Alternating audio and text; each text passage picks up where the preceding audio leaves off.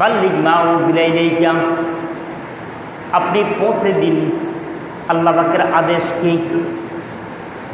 নবী রাসূলরা আদম আলাইহিস সালাম থেকে মুহাম্মদুর রাসূলুল্লাহ সাল্লাল্লাহু আলাইহি সাল্লাম পর্যন্ত সকল নবী রাসূল মানুষের কাছে, মানুষের ধারে ধারে পৌঁছে দিয়েছে আল্লাহ পাকের কালাম, আল্লাহ পাকের বাণী।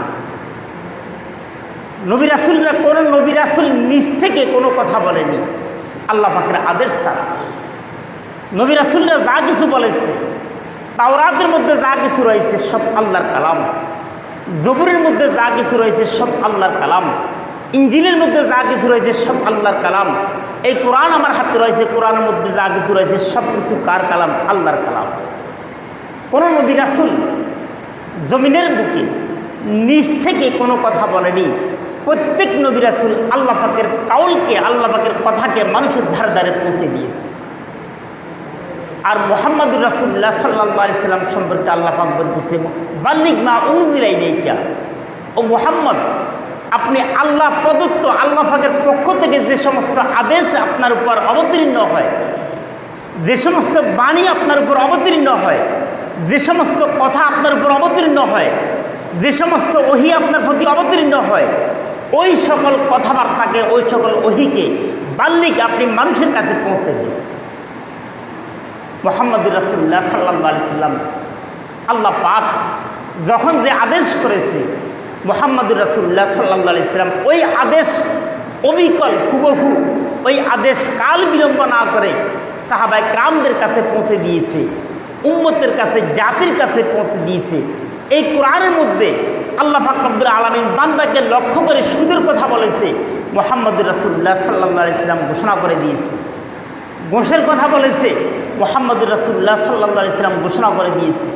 নবী মুহাম্মদ সর্বশেষ নবী, তাও বলেছে মুহাম্মদ, আল্লাহ পাক ঘোষণা করেছে, মুহাম্মদুর রাসূলুল্লাহ সাল্লাল্লাহু আলাইহি সাল্লাম তাও কী করে দিয়েছে? ঘোষণা করে দিয়েছে। আল্লাহ পাকের আদেশ ছাড়া কোনো কথা মুহাম্মদুর রাসূলুল্লাহ সাল্লাল্লাহু আলাইহি সাল্লাম বলেনি। উলামায়ে কেরাম যারা কোরআন বুঝে, যারা হাদিস বুঝে, তাদেরও দায়িত্ব হচ্ছে ওই আল্লাহর কালাম, আল্লাহর কথাকে, নবী মুহাম্মদের কথাকে মানুষের কাছে পৌঁছে দেওয়ার দায়িত্ব। এই কোরআনের মধ্যে মদের কথা রয়েছে, উলামায়ে কেরাম বলবে কিছুই করার নেই। সুদের কথা রয়েছে, উলামায়ে কেরাম বলবে কিছুই করার নেই। তার দায়িত্ব কার? আল্লাহর দায়িত্ব। ঘুষের কথা হারাম ঘোষণা করা হয়েছে, উলামায়ে কেরাম বলবে কিছুই করার নেই। জুয়ের কথা হারাম ঘোষণা করা হয়েছে, আল্লাহ পাকের কালাম, মুহাম্মদের কালাম, আল্লাহ উলামায়ে কেরাম মানুষের কাছে বলবে কিছুই করার নেই। আমরা এখন যদি মদের কথা বলি, যদি জুয়ের কথা বলি, যদি সুদের কথা বলি, যদি ঘুষের কথা বলি, যদি সিন্ডিকেটের কথা বলি, যদি আমরা ইফটিজিংয়ের কথা বলি, তখন আমাদের মাথা ঠিক থাকে না। আমরা শুধু শুধু কি নামাজের কথা, রোজার কথা, হজের কথা, যাকাতের কথা, কিন্তু কোরআনের মধ্যে যেভাবে নামাজের কথা রয়েছে, ইফটিজিংয়ের কথাও রয়েছে। তাহলে আল্লাহ উলামায়ে কেরাম তারা আল্লাহ মুহাম্মদকে বলতেছে আপনি মানুষের ধারে ধারে পৌঁছে দিন। কার কথা? আল্লাহর কথা। আর উলামায়ে কেরাম যারা কোরআন বুঝে, হাদিস বুঝে, ওই উলামায়ে কেরাম তাদেরও দায়িত্ব হচ্ছে নবী মুহাম্মদের কথা, আল্লাহর কথা মানুষের কানে পৌঁছে দেওয়ার কথা। রাজাকার বললে কোনো লাভ হবে না, আল বদর বললে কোনো লাভ হবে না।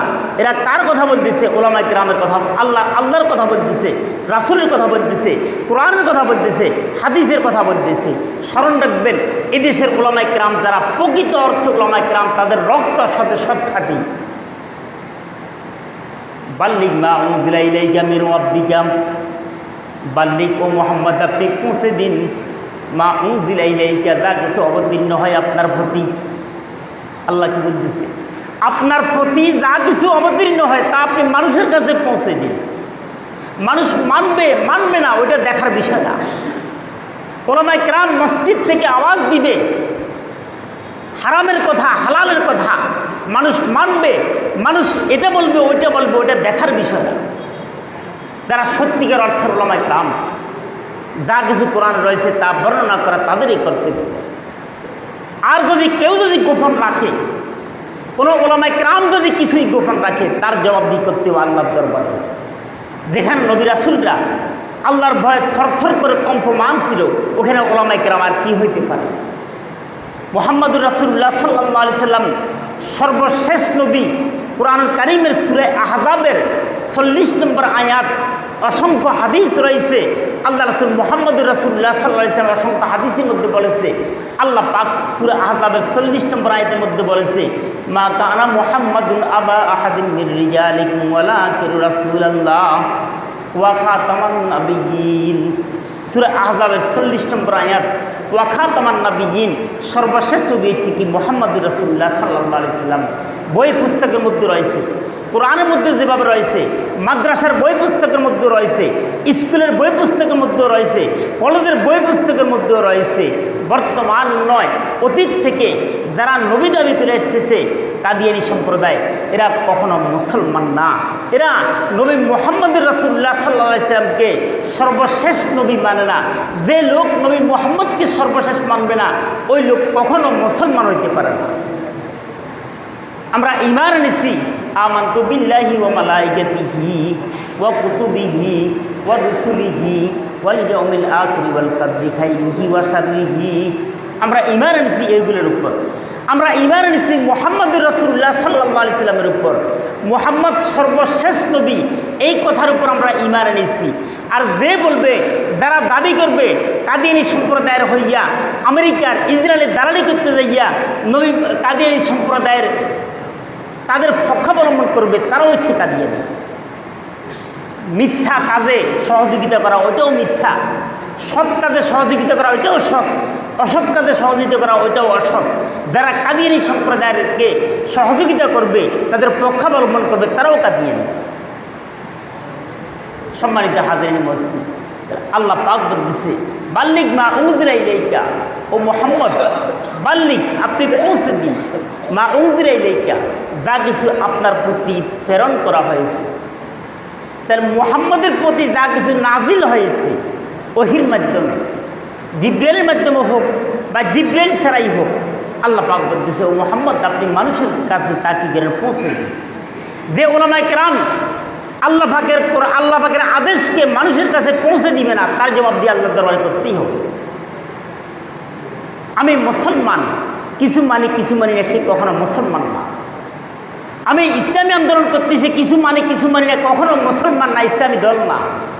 আমার গায়ে জুব্বা, আমার মুখে দাড়ি, মাথায় টুপি, আমি মুসলমান দাবি করতেছি, একটি অংশ তো মানলাম, আরেকটি অংশ তো মানলাম না, কখনো মুসলমান না।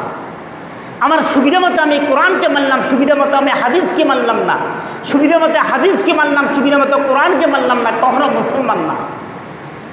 মুসলমানদের কর্ম হচ্ছে মুহাম্মদুর রাসূলুল্লাহ সাল্লাল্লাহু আলাইহি ওয়াসাল্লাম যা কিছু বলেছে, ঘোষণা করেছে, ওই কথাগুলোকে মনে প্রাণে বিশ্বাস করা, প্রচার করা, এটাই হচ্ছে মুসলমানদের কর্ম।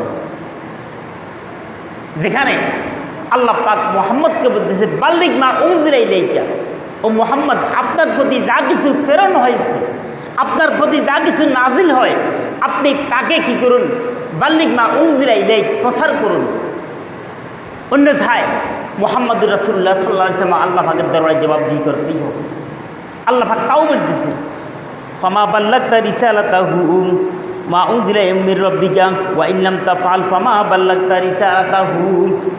আল্লাহ পাক বলতেছে, আয়াতের শেষাংশে আল্লাহ পাক বলতেছে, ওয়া ইল্লাম তাফআল, ও মুহাম্মদ আপনি যদি আপনার কালামকে পৌঁছে না দেন যথাযথভাবে, ফামা বাল্লাগতা রিসালাতাহু, আপনি আল্লাহ পাকের কোনো কালামকে পৌঁছে দেননি। এই কারণেই মুহাম্মদুর রাসূলুল্লাহ সাল্লাল্লাহু আলাইহি ওয়াসাল্লাম বিদায় হজের মাঠে লক্ষাধিক কিংবা স্বলক্ষাধিক সাহাবায়ে কেরামকে লক্ষ্য করে আল্লাহ রাসূল বলতেছে, আল্লাহ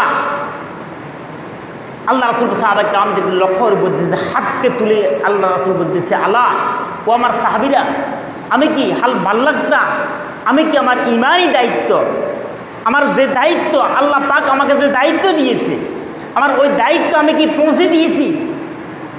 আমাকে আল্লাহ পাক যে নবী বানিয়েছে, আমার উপর যে কোরআন নাজিল করেছে, আমার দায়িত্ব যথাযথভাবে আমি পৌঁছে দিতে পারলাম কি না? কে বলতেছে? মুহাম্মদুর রাসূলুল্লাহ সাল্লাল্লাহু আলাইহি ওয়াসাল্লাম 10ম হিজরিতে আরাফার ময়দানে বিদায় হজের মাঠে রাসূল বলতেছে, সাহাবায়ে কেরাম, সকল সাহাবায়ে কেরাম একযোগে উচ্চ স্বরে বলতেছে, আল্লাহর রাসূল, আপনি দায়িত্বকে যথাযথভাবে পৌঁছে দিয়েছেন।